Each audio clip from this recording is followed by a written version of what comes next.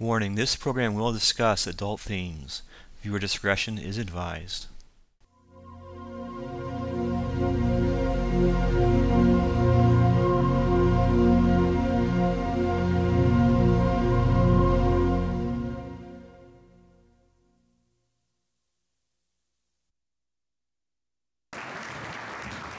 I swear I did not put her up to that.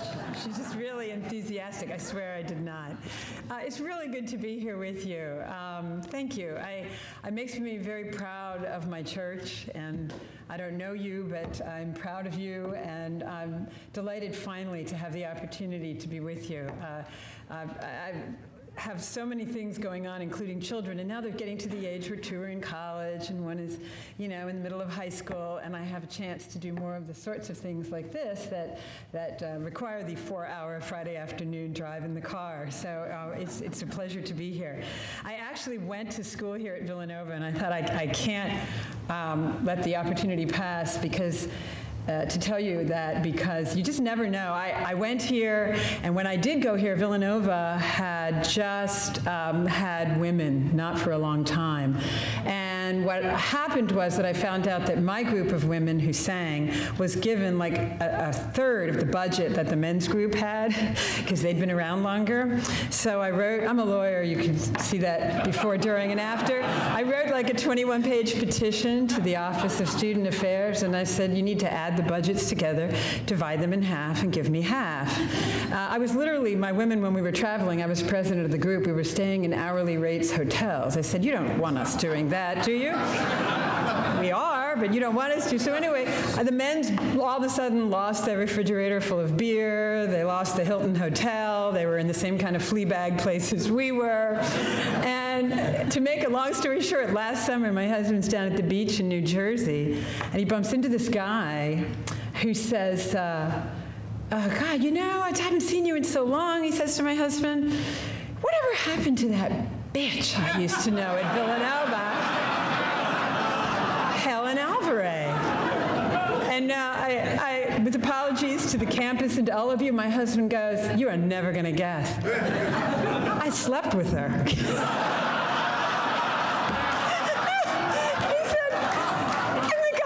His eyes are getting wider, and he says, this morning. We'll be married 30 years next year. You just never know when you're going to come home again, do you? And so here I am, the witch with the bee, back here at Villanova to speak with you. Who could predict this sort of thing, right? So in any event, I am a sort of an odd duck I'm a law professor. I do a lot of consulting work with the Vatican on issues, women, marriage. I get mad at the powers that be, and I start petitions like Women Speak for Themselves. And when I was working for the Bishops' Conference for 13 years, I had the opportunity to travel, before my kids were born, almost 100 days a year. And so I got to meet people all over the country, and I did love it. And it has always informed my scholarship such that I tried to bridge between the academy and conversations with people in the world who don't happen to be lawyers or law professors. The area that I treat, which was mentioned in the introduction, is marriage and family and children and parenting. And I thought it might be useful if I did two things, and hopefully not in law professor sort of boring manner. One is I wanted to sketch for you, and it was one of the first articles I ever wrote in this arena. I wanted to sketch for you the pool that we're all swimming in connection with the question in the United States of the fact of our sexual expression or our sexual inclinations being our whole identity.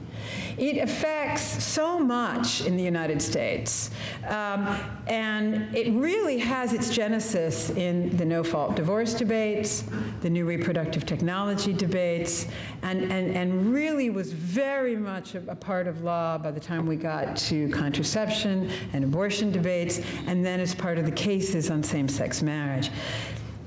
Pope Francis his statements invite us so much in the last really 2 years now we're looking at to look at the person that we meet, no matter that person's background, inclinations, tastes, acts, whatever. And he asks, who am I to judge? If we accept the Lord, if they accept the Lord and have goodwill, who am I to judge? The person shouldn't be marginalized, okay? He also encourages us to think of the church as a field hospital for the sick, and he says more than a few times that our primary tone should be to show Jesus, to introduce people to him, to attract them to the faith, not first to rule share, right? Well, it seems to me when I think about his exhortation that it was difficult for me to even know where to begin unless I could help people acknowledge just how difficult it is, this sea that we're swimming in, and how difficult it is to think about, when he speaks about people of goodwill who are searching for the Lord, all of us. He made that statement in the context of a question about same-sex attraction. But for me, when I look at the history of marriage and family law in the United States, I can only see the place to begin for me that I would like to share with you as understanding how difficult it is, even first and foremost, to begin that search, to be that person of goodwill in the environment where we are. And to me, this is a unified difficulty. It's not something that is strictly a difficulty for people who have same-sex attraction. It's a difficulty for every single person who has any sexual expression or any sexual attraction at all. And so I want to paint that unified picture in the law and culture for you to sort of show you what it is that we're swimming in. And in the United States, for any of you, whether you have or have not read the book called One Nation Under Lawyers, you'll understand why it is that I draw so much on legal and cultural sources, because they teach us. They're a huge teacher in the United States. Lawyers really dominate here in setting so much of the public conversation. Then I want to talk about responding to this. As I said, it's the only place I could think of to begin when I think about Pope Francis's exhortation, again, to call people, to attract people. I had to say, but where are they? But then I want to talk about how it is, and it's just my own recommendations, and that's why I'm anxious to have Q&A with you, for where to begin speaking to people about this if we really believe that this sea that we're swimming in is a difficulty for everybody. And I always say that I think I'm Exhibit A as to how difficult it is, and I'll share that with you. So what I want to do is trace for you, without going on too long and getting too technical on it, the sort of cultural and legal origins of this idea that our very freedom, our personhood, and in the language the law uses most often, our identities are tied to our sexual inclinations and expression.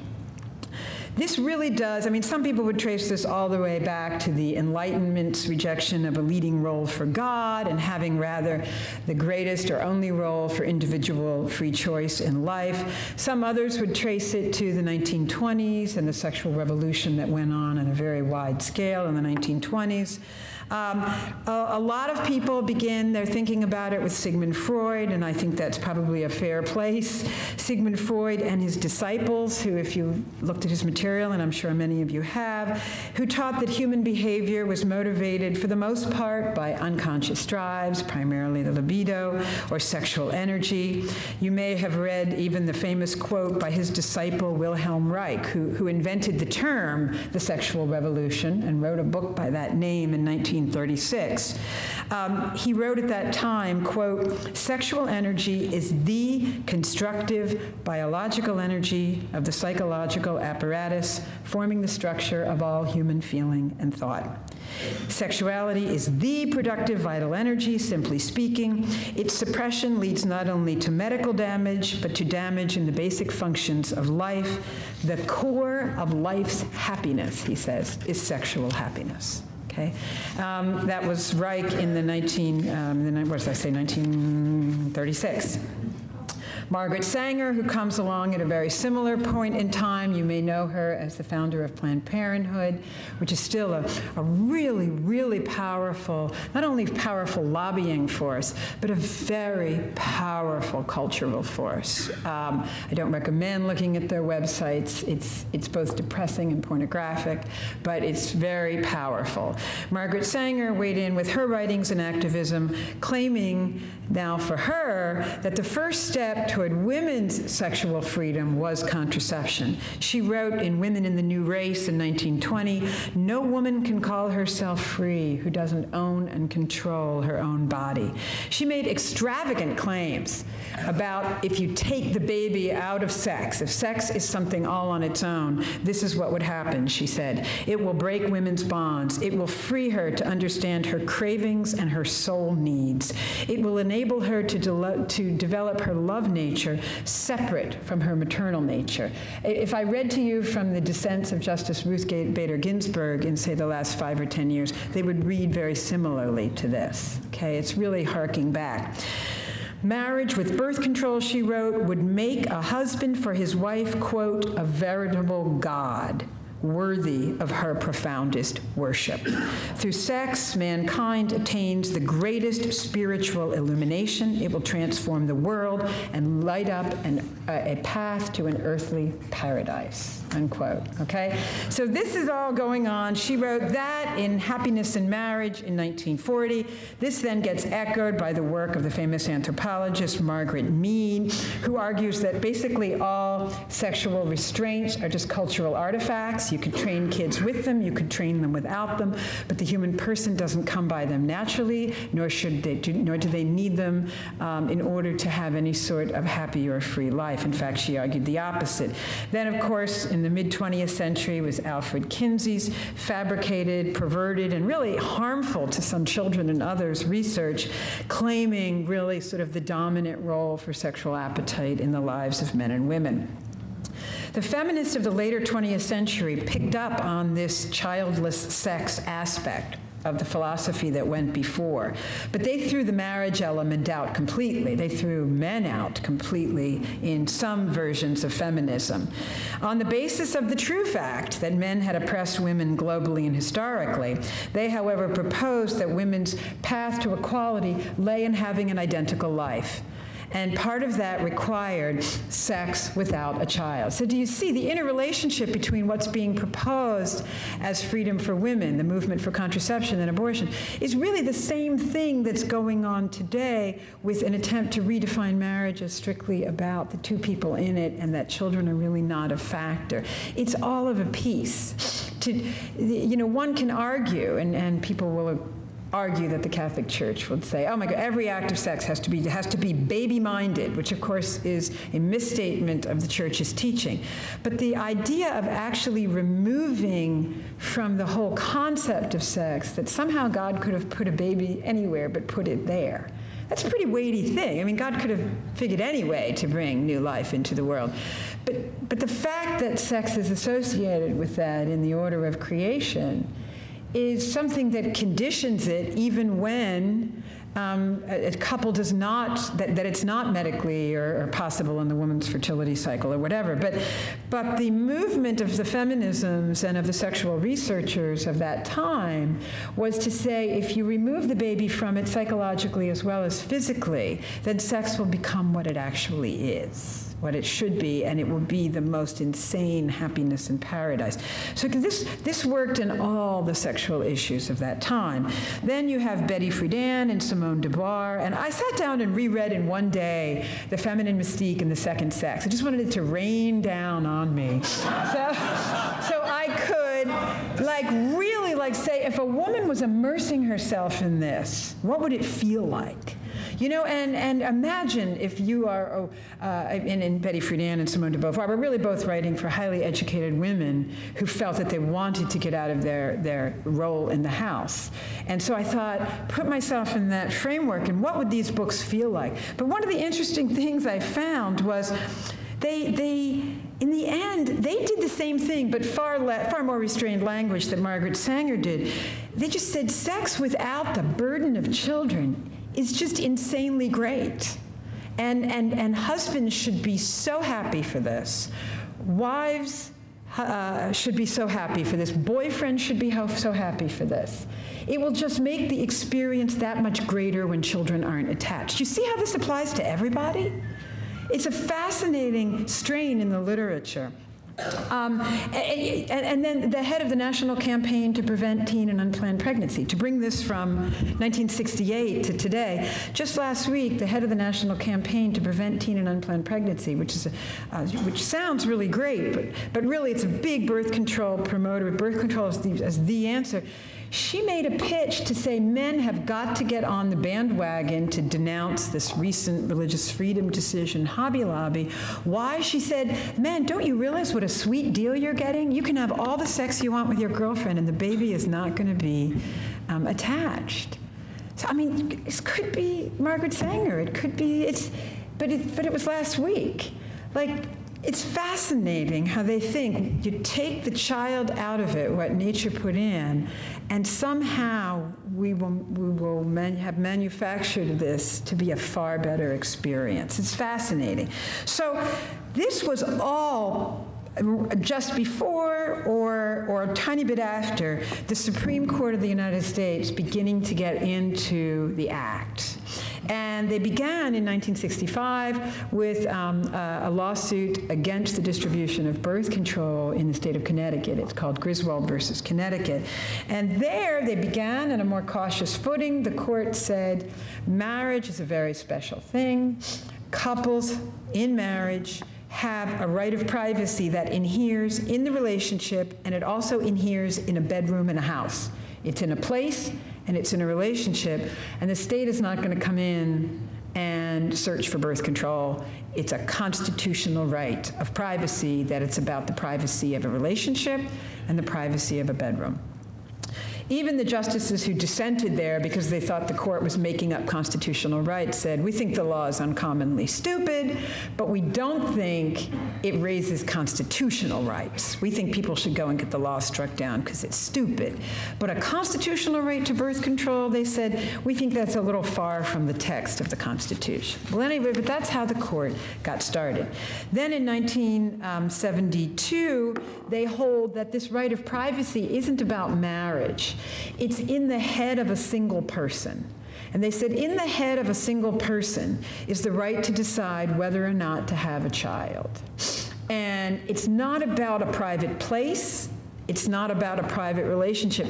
It's because thinking about anything having to do with having a kid is a big decision. And it's a single person should have that, and we're going to call that constitutional privacy right too. So immediately it left marriage and it left the marital bedroom, and now it's in the head of people making really important decisions. This is where the constitutional privacy right is. Then, of course, in Roe versus Wade, they said it's not just about preventing the child from coming to being, it's also about destroying the child after he or she is coming into being, is developed and developing inside the mother. And but the fascinating thing was that the basis for Roe versus Wade, if you actually look at the paragraph where the court's getting its head of steam before they announce this constitutional right, they say, the reason why a woman has to have this right, that it's a really important decision, is because having children is a terrible, terrible burden. And they even allow abortion in the third trimester for all reasons, psychological, familial, the woman's age, or any reason that she doesn't wish to have a child. So it's even through the third trimester as constitutionally protected in Roe. But again, they said that this is a terrible burden on her to have to link having a child with sex. Then, of course, comes the Casey decision in 1992, where the court says outright what they'd been saying through the lines all the time. They said, women depend on separating babies from sex as a basic element of their freedom. And if sex is linked to babies, then women will never be economically and socially equal to men. Abortion is the absolutely necessary backup to contraception. Even if we thought abortion wasn't a constitutional right, we're not inclined to say so right now because women have come to depend on it. Okay? And at that point, they say, the right of privacy in the Constitution is the right of a person to form their identity and to determine the shape of their own universe. That is from the plurality opinion. So now, the decisions one makes sexually, particularly about sex with no children attached, are identity forming and universe shaping. That, not surprisingly, is the major, it's the centerpiece of the 2003 Supreme Court opinion in Lawrence versus Texas, where they strike down a Texas law that banned sexual relationships between people of the same sex. And Justice Kennedy said there, at the heart of the right of privacy is the right to shape your identity, just like in the abortion cases, through acts that are sexual expression and unrelated to children. Do you see that just pop right over from the abortion case to the Lawrence case? Then, this was cited again and again and again in all the decisions that discovered a right to same-sex marriage in various state or federal constitutional provisions. They quoted this part of the Casey decision. Then the Windsor Court, which is the court that struck down the part of the Defense of Marriage Act a year ago, says, it's very ironic, and don't get me started because you'll have trouble getting me off of here, but the Windsor Court spends 7 pages saying that the right to decide what marriage is a right of the states. But then Justice Kennedy says, here's what I think marriage is. And what he says is, I think marriage is what I think sexual freedom is in the Windsor decision. So there's only one case cited in the Windsor opinion for what marriage is, and it's Justice Kennedy's words in a prior case. So he cites himself in a federal Supreme Court decision for the principle that the states get to define marriage. And what does he say marriage is when he cites himself? He says marriage is about deciding about a sexual relationship and an emotional attachment that shapes your universe and forms your identity. So he has now, we've gone from the contraception cases all the way through abortion and now into the marriage determination that marriage is identity shaping. But you shape your identity through who you choose sexual expression with and through being emotionally attached to the person you choose to have sexual expression with. And this is, in his view, what marriage is. Okay? I only mentioned one other case that was interesting on this notion that acts or inclination is identity, and this was the Christian Legal Society case. Some of you may know it. It's a case out of a California state school where every other student group was seeming to get a little bit of money from the school to represent various opinions. The Christian Legal Society said, everybody can join, no questions asked, but if you want to be a leader, you have to agree that sexual acts that evangelical Christians don't subscribe to, that even if you do them, you're trying not to. It was sort of like that we all fail, but everybody has to say, I'm trying to stay on this path of what the Christian Legal Society stands for.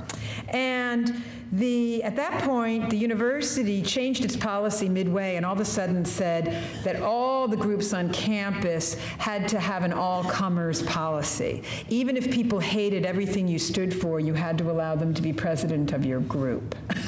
Now, that policy was not applied to any other group at the university until the Christian Legal Society made its application to be a university, just a registered student group that would get $250 and a right to use a room. The Supreme Court said, well, that may be true, but the Christian Legal Society didn't raise that argument below, and so they waived that. So the all-comers policy is fine. It would be really good for groups if they were full of people who wanted to destroy them.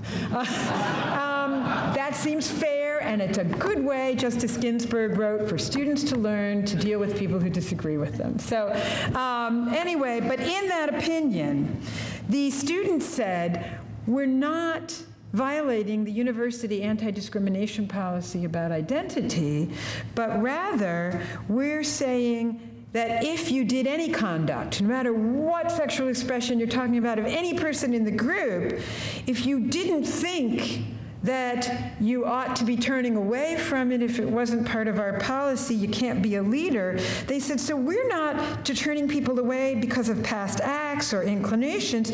We're doing it on the basis of conduct and their belief about their conduct. And the Supreme Court said, our decisions do not distinguish between status and conduct.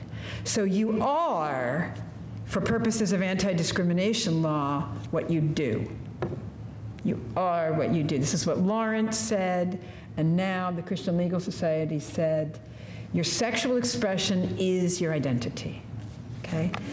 So this has been now not only made a part of law in connection with the Supreme Court on marriage and contraception, abortion, et cetera, but it's been a huge part of our foreign policy, which, when we started to give gigantic quantities of contraception to the third world because we didn't want them overpopulating and posing large defense threats to us or threatening our supply of resources or having anarchy such that they would join the communist system and threaten us during the Cold War. When we started it, we said it was all about women's health and not having children too closely spaced.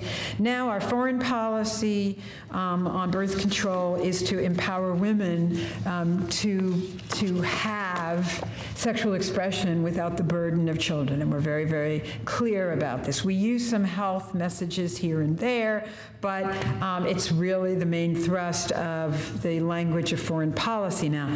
You probably can't have missed that that's the main thrust. It's really weird to see it coming from your government, but it's the main thrust of the government's message on the HHS mandate, that if you're cool, if you support the empowerment of women, and now according to the National Campaign to Prevent Teen and Unplanned Pregnancy, empowering their boyfriends to have a lot of fun too, if you really support women, you support child-free sex because that's modern, it's fun.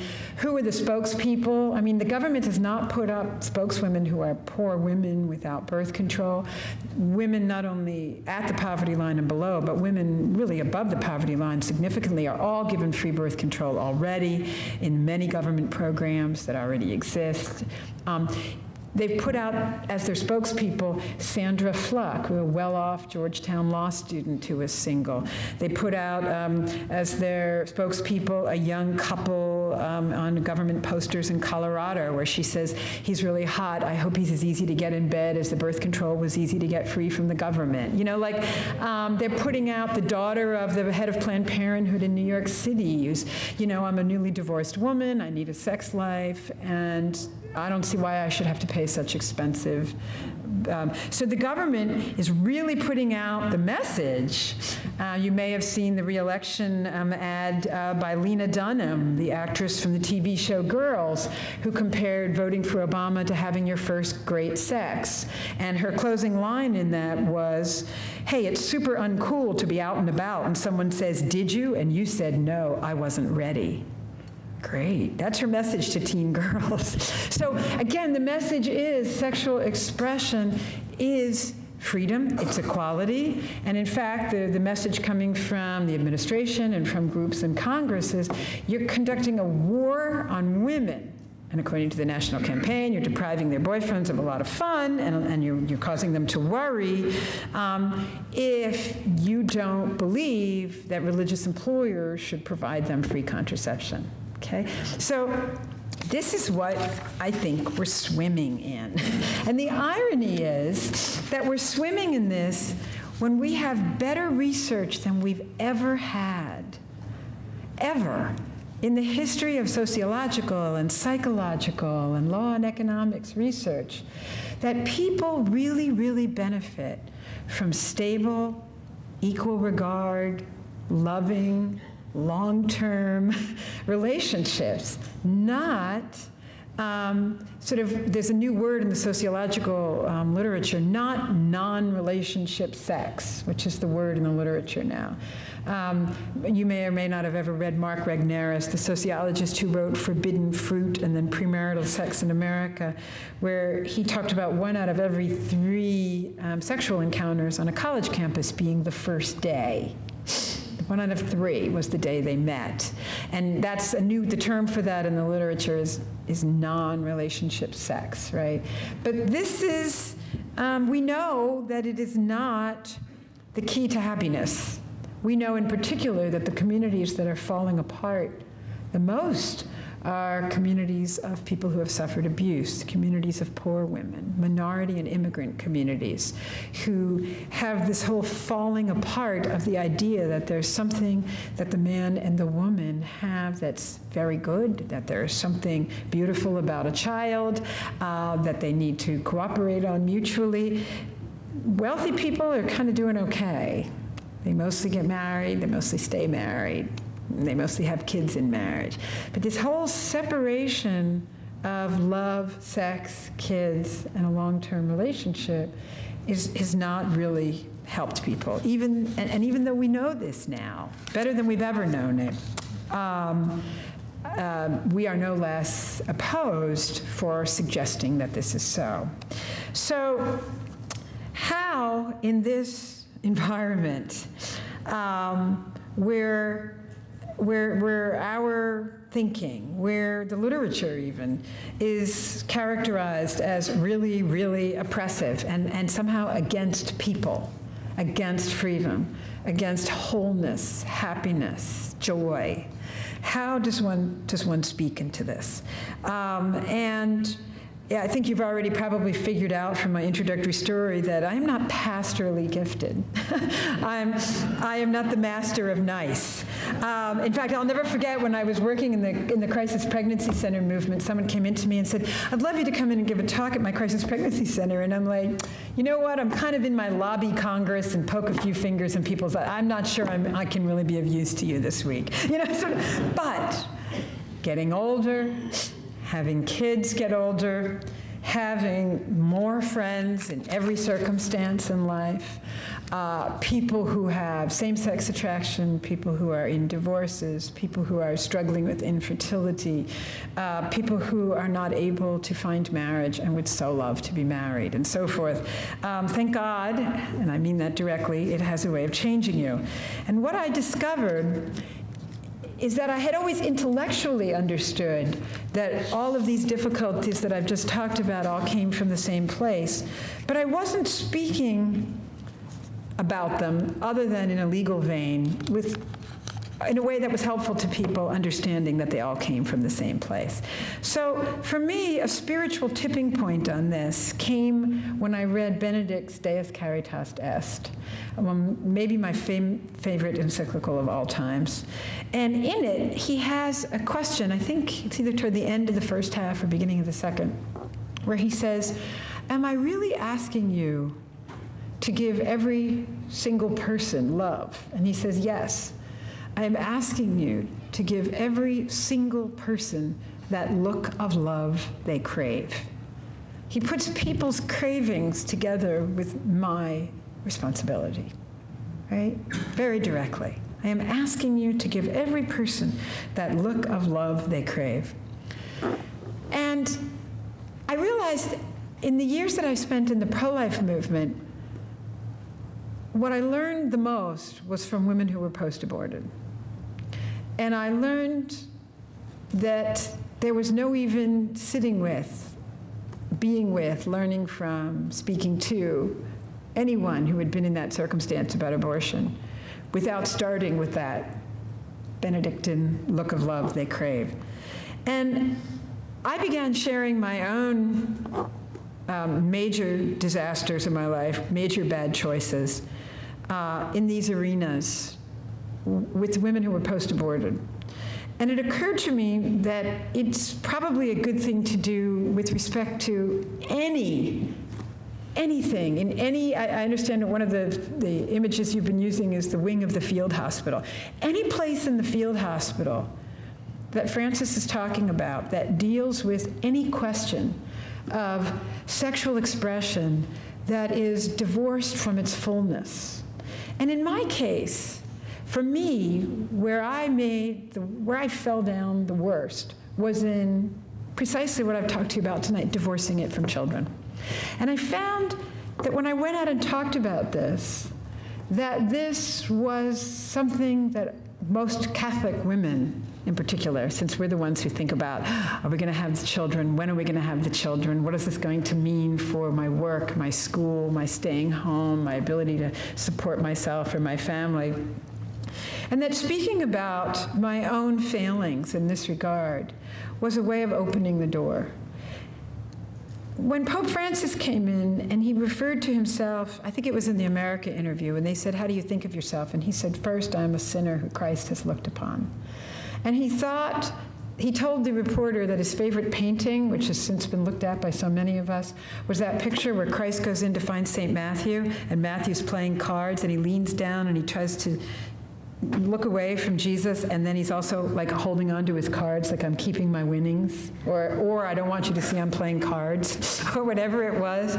That Pope Francis was, if ever I felt a direct call to engage a subject by beginning, and I'm used to doing the legal lectures on this, with my own failings in this regard, that it was a way that I could open up the conversation in the field hospital.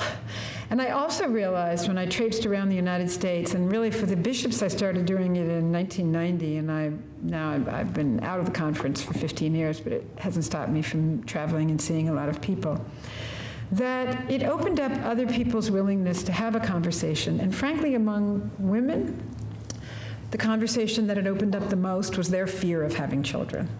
I was outright just afraid of the relationship between sex and kids, exactly what I've been talking to you about. I remember saying to my mother at one point, I found out she had graduated first from her university in her class, and I blurted out at like age 12, what are you doing here? She's mother of 5 kids. I said, you could have been something. Oh yeah. She still remembers that. You could have been something. And she just looked at me at the time, and I was her youngest of 5. Her patience was very deep at that point. And she said, I am something, shut up, you know?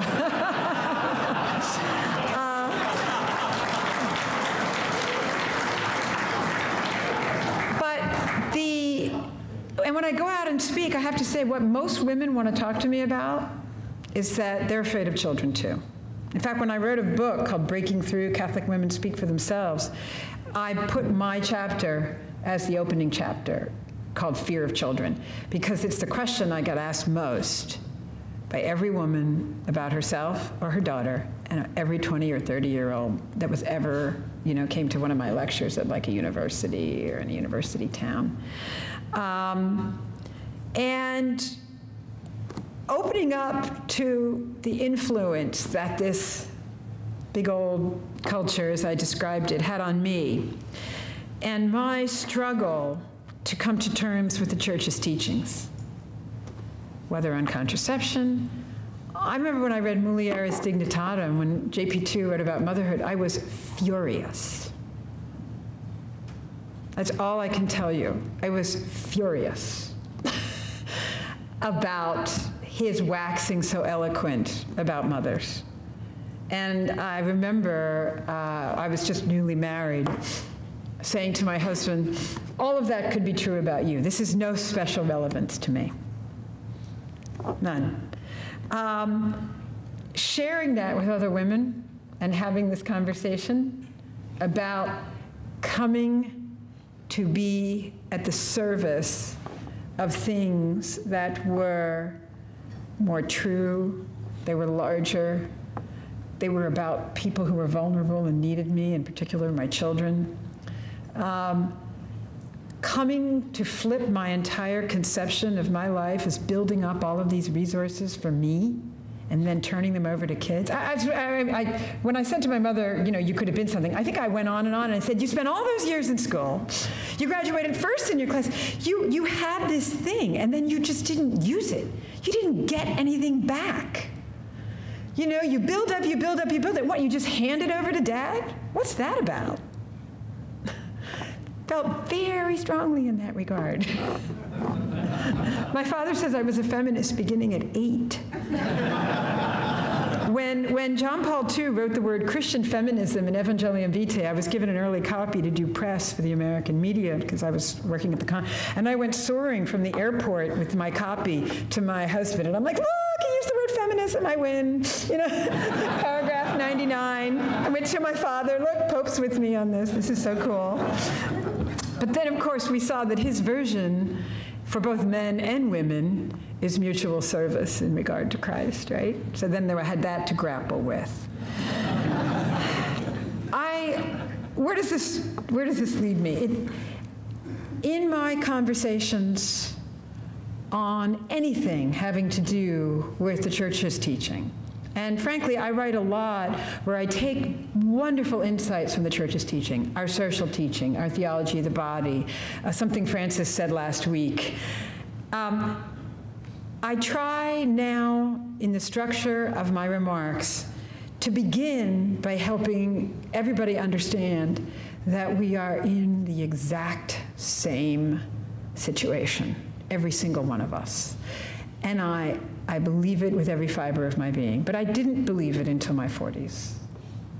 I thought these were all separate problems and questions: marriage, sexual attraction, contraception, children, divorce, new reproductive technologies, but I understand them in a unified fashion now. I also find that if one begins with one's own brokenness and struggle to accept teaching that you come later to understand as beautiful and true. I mean, my kids are growing up and going out of the house, and when I don't have someone to serve, I'm going to have to immediately pounce on the next person to walk on the sidewalk in front of me and say, oh, good, I can take care of you now. One final remark on this. It seems to me we have this understanding in the church. We have a brilliant understanding of, the theology of the body. I know it's difficult. I know it can be technical. But it's this incredible prophetic and rich resource.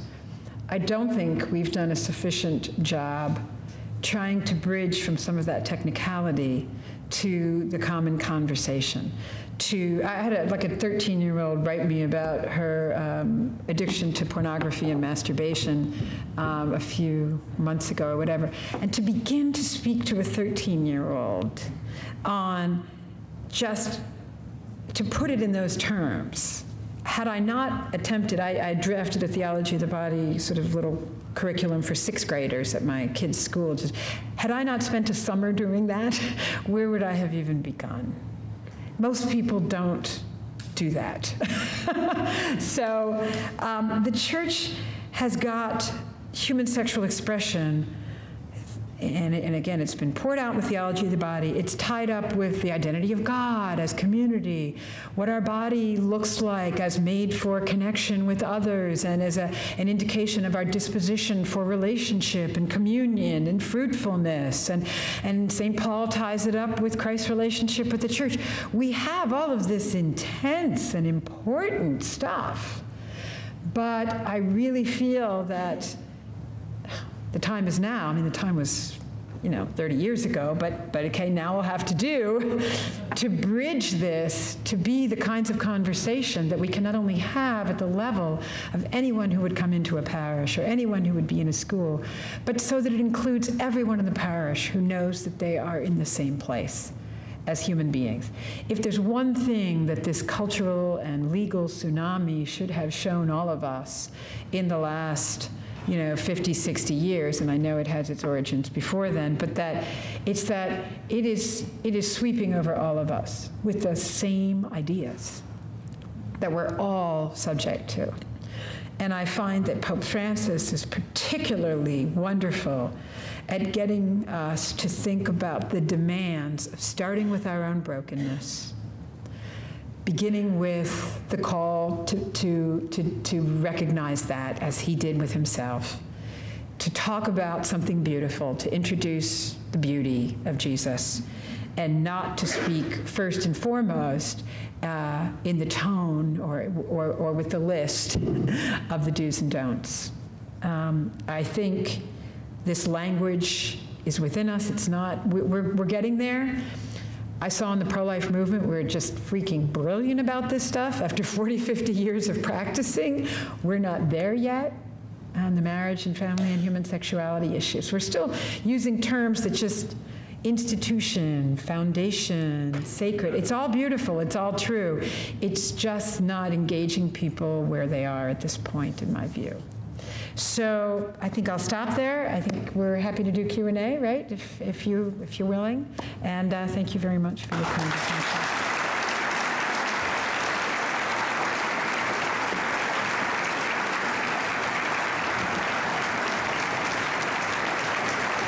I'll just do 10, 15 minutes, or whatever they want. Okay. So 10 to 15 minutes for Q&A. And ask that that you keep the questions succinct, right? Preferably one sentence, okay? With a question mark at the end, okay? Okay, thank you. Yes, hi. Thank you so much. Catholic high schools have just been hammered in the last 6 months. And you see these principals trying to teach good Catholic Christian doctrine, keep their schools open, terrible financial pressure, and yet they're really being hit hard. There's a school in Rhode Island, there's one in New York. Seattle, I think. Seattle, there's one in North Carolina, where trying to discuss chastity, marriage, the church is teaching on sexuality, and they've just been swamped by a tsunami of protests and anger, and they haven't been able to deal with it. Help us out. Oh, boy. Father said I can only have one sentence. No, I'm kidding. I haven't thought of an answer to this previously, but here, perhaps a similar principle, which is to say, listen, we try really hard, day in and day out, and the church in various places, nationally and locally, has tried to express to you our teaching about human sexuality, about the beauty of the male-female relationship, about the beauty of procreation, etc. It's really hard. I hope you know you must know it's really hard. We know that when a news frenzy like this happens, there's both the opportunity, but the chance that we're going to get the opportunity to tell you all that we would love to teach. We've said so many beautiful things before. You are focusing in on just this one moment of controversy. Can we sit down with you? I think you make it a mea culpa and an invitation. And frankly, some of these schools, for all I know, may have done some beautiful job. And for me, the larger question is this beautiful job is about thinking about men and women and sex and the family and marriage in a really profound way, the way the church can do it when it does a great job. Maybe some of them haven't. Maybe they've just sort of, it's the same kind of memorizing some stuff that some religion courses can turn into. And maybe it hasn't been part of the school's ethos of the family or sex, and maybe they're trying to mostly sort of stave off anger and accommodate where they have to and dodge. But at this point, you know, we're at a bit of a tipping point right now. And if they don't say, listen, this is hard, maybe we haven't done as long or as deep as we needed to, but we'd like to explain it to you now. And so realizing that in a soundbite world, about 97% of what I just said is off the, it will never get printed, you have to formulate that. Like, I learned in media when I did that for the bishops, one works really hard to come up with a couple of pithy truths and then deliver them in an attitude that says, I just thought of that. This is so spontaneous. You look up, you know, anyway. And so you need to say, I'm feeling maybe we haven't done as good a job putting forth the breadth of the beauty of our teaching. I'd like to do it now. You know, and invite the reporter for a sit-down. Never be afraid. I mean, reporters are also your neighbors and friends, as I came to understand through years of and say, I'd like to do it now. I'd like that opportunity now. Will you give it to me? Make them say no. But you have to be honest with yourself if you haven't done it. And you're going to need to do that with the parents and the teachers. Maybe the teachers haven't been fully, you know, involved, as well as say to the students, I'm sorry you don't understand. I blame myself. Let's start now. That may be, it's both true, it's disarming, and it would be the path to a nicer future. Yes, Father. Thank you, and what you share with us, for me, is very enlightening. And I'd just like to ask you about something you said. You said that you have the spirit of children, so I wanted to know if you could just say a little bit about what helped you to get over it. Good question. And what are some of the good fruit that has resulted in your life? Yeah. What for that journey? Yes, I wrote about this in this book.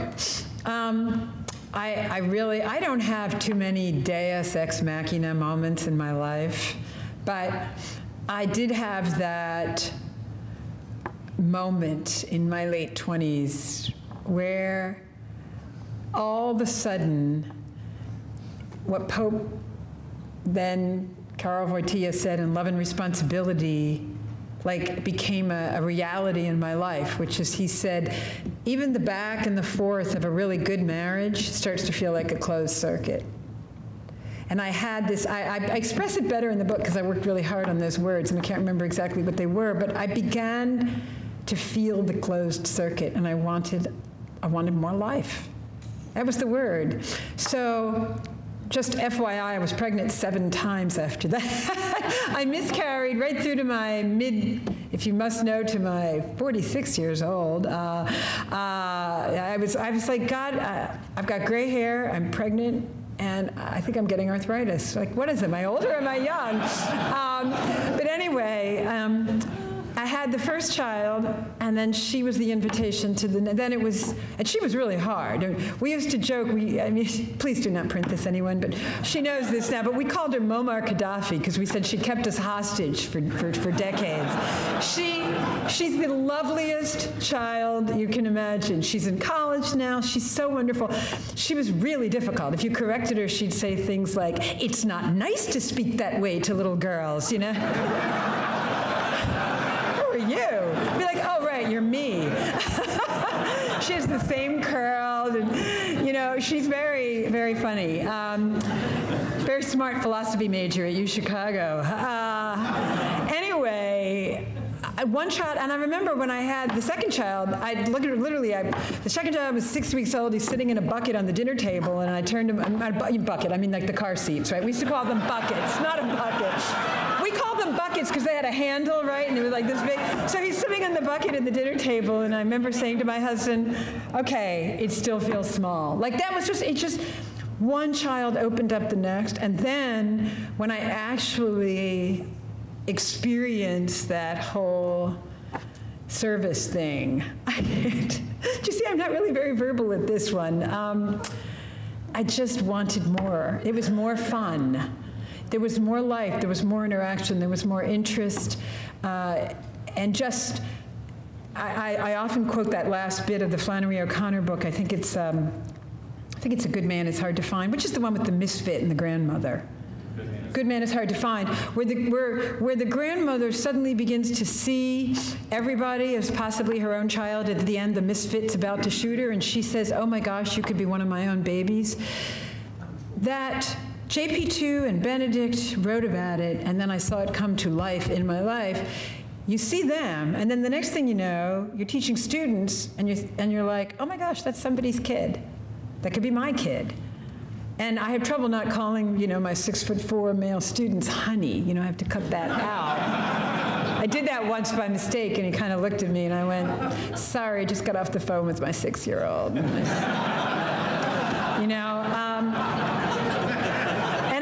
And I was just in the honey business, and I said, "Oh, honey," and I said, "Oh, sorry."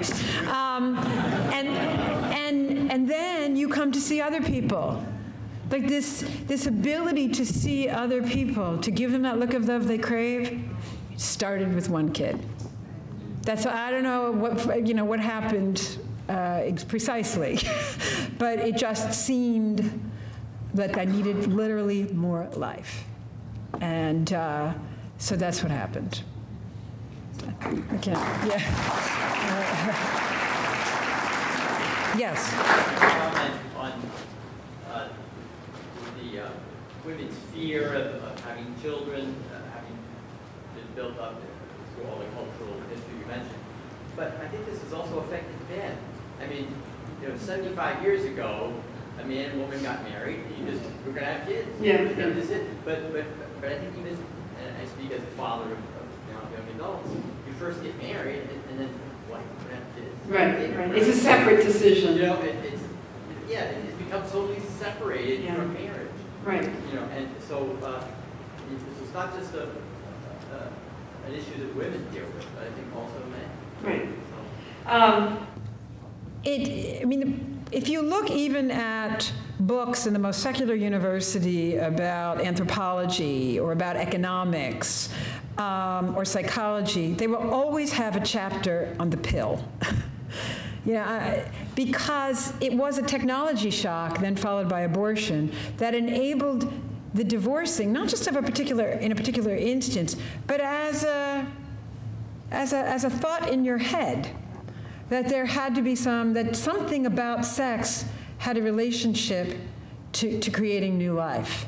Sex became its own sphere of activity, unrelated to a person who was, whether you were bonded to that partner or not, a permanent example of your bond. And Janet Yellen, our current Fed chairman, actually has written the definitive economic article.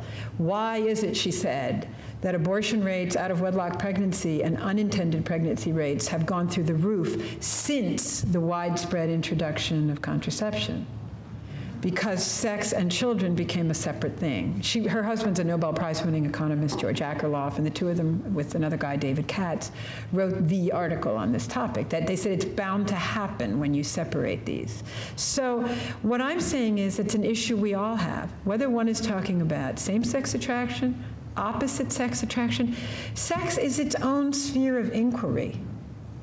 And if it is separated from the question of it being the locus of a new life, it's simply a different set of thoughts than it would be otherwise. And now, our Supreme Court and other cultural leaders have announced that this thing is the guarantee of women's equality. So to be against it, this separation, is to be against women's advancing in modern society. And it's a tricky one, right? Because women not having children is part of the reason they're doing more of what they're doing. Yes? So how should we talk with young women who are where you were when you read that papal statement? You got real angry. How should we talk to them and deal with them, perhaps before they've had children? Yeah. Or maybe they're newly married? Yeah. I think it's good for people to know that people change. I mean, I've had at least one of my own children say, you know, well, I'm never having kids. I'm not putting up with what you did. I was not having any of that.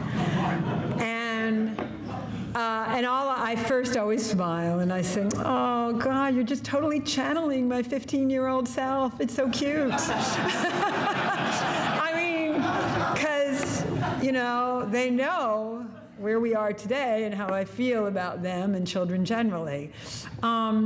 So that's one way, is just to say to people, don't let yourself now dictate to yourself later. Be open to how a lot of people change. Just expressing that someone should be open to change and to life, usually said with kindness, not with a come back and so I can tell you I told you so attitude, is probably, you know, tone matters. There's points for tone here.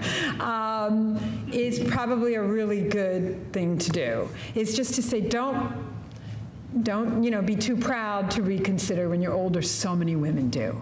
Number one. Number two, if you look at surveys, whether Ms. Magazine does them, or Pew, or Gallup, or any of them do, over the course of women's lives, there's a reason why about 90% of women have kids. Still. And there's a reason why when it comes to single parenting, worldwide, the average is it's done 94% by women and 6% by men. In the US, it's 86% by women and 14% by men in terms of raising a child without a partner in the house, a married partner in the house. Women who say that, you know, they don't usually mean it. Now, you don't want to put it that way. You just want to make sure that this person remains open. And to say, the other thing is, and it's a little harder for you, but I think as a man and as a priest, it's still possible to say, and the church says this gorgeously at the United Nations, at women's conferences, which I've participated with them on, and they say it in some documents in Washington. They say, listen, the world really hasn't done very well by women or men in terms of their ability to take care of kids and work. And most people need to work now. The people who aren't working are either very poor or very wealthy for the most part, right? Most people need to work, most women even. And say, I agree with you, it's not an easy road to hoe. I totally think, you know, I support, the church has supported, the Catholic Church is one of the biggest supporters of things like Social Security for women who have been home raising their kids, paid leave, all kinds of great stuff. And say, I know it's hard and the policies aren't there. I sympathize with you. Fight for them. They're probably going to get better as she gets older. But I understand it's not easy, and they've put a lot of, you know, they've basically, they've set up the world to accommodate the ideal male worker and not a man who wants to spend time with his kids or a woman who wants to spend time with hers. So those are possible responses. Yes, ma'am, there? If you would comment maybe on Planned Parenthood, you mentioned about the ugly website with the pornographic stuff that's going on here. The S&M videos, and given the history that you've talked about and their ability to impact the law, do you look into the future with this kind of stuff and think, where are we going? Yeah. And by the way, just again, to talk about the unity of this issue in the minds of people, and this will probably be our last question, yes, so that you can breathe for time. It's fascinating to me that Planned Parenthood and the Human Rights Campaign now axiomatically support each other's work. You would think they'd be two very different things, contraception and abortion and same-sex marriage. But the underlying issue is the same. It is sexual expression is a protected right on its own. You know, the old constitutional cases that linked it to marriage and the family are no more. It's not within, you know, a family context in the international arena. And so you know, they like Planned Parenthood has signed on to have absolutely no religious freedom protection in the Employment Non-Discrimination Act, right? That sort of thing. They just axiomatically support and the group's animus against religious freedom protections in any law, very, very strong right now. So, interestingly, Planned Parenthood is a, you know, is a behemoth that has been funded by Republicans and Democrats alike, right? This is not a political issue. Planned Parenthood is a cultural issue. You know, Nixon and Bush, I mean, Bush Sr., I don't know if you realize that in Washington, D.C., his nickname is Rubbers Bush, because when he was a senator, this was the old-fashioned words, and when he was a senator, basically they said that was his entire foreign policy, is how much of this can we give out? I mean, he was sort of, and Planned Parenthood was a privileged recipient of money under it. Now Planned Parenthood has gotten more controversial because of these videos revealing that they're instructing 15-year-olds in S&M, and they're taking money to give abortions to certain races, and they're willing to hide sex trafficking by doing abortions for the teenagers who are involved in it. So all of this has been revealed in these undercover videos. I don't really see any stopping them until people, I mean, this particular administration, I will say, I mean, Planned Parenthood's been supported by many, but this particular administration is the best friend it's ever had. And for all of its messages, and in terms of the funding, it's just gone up, and it's like, what, $500 million a year or something, and then it gets hundreds of millions from the states and so forth. So almost, you know, it's billions of dollars from governments now. So for me, I keep thinking if we just keep speaking the truth and common sense about who people really are, sharing our stories to the point, and that's in particular, you know, instead of coming across as, you know, the ice princess pro-life lady, to share my stories about, particularly with post-aborted women and others, regarding my sympathy with their situation. You know, I spent a year interviewing post-aborted women when I was working with Cardinal O'Connor. And these women were just me with one abortion in their past, and then their lives kind of went in a different direction.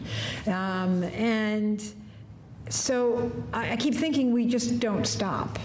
Because what they're doing now is, and someone has to rise up and say, the emperor has no clothes, and that actually is a really good analogy. Like they're saying really silly stuff. Like, I mean, when are we just going to draw the line and say, at the very least, let's just cut them off from the billions? Like, okay, if we want that, you don't want to kill them, you know, free country, all these kind of crazy actors out there in the public square, okay, but let's not fund them. Let's not do that. We can't stop because they really are out of control. And to think that their message, the irony is, of course, their message is the reason why we now have 41% of all births in the United States are out of wedlock, over 50% for women under 30. The poverty is concentrated among the poor, African American, Hispanic immigrants. Why? Because this is where the Planned Parenthood philosophy is both funded and accepted. So anyway, obviously, I just think we have to keep on and be more and more creative in responding to that. So we'll stop. Okay, thank you very much.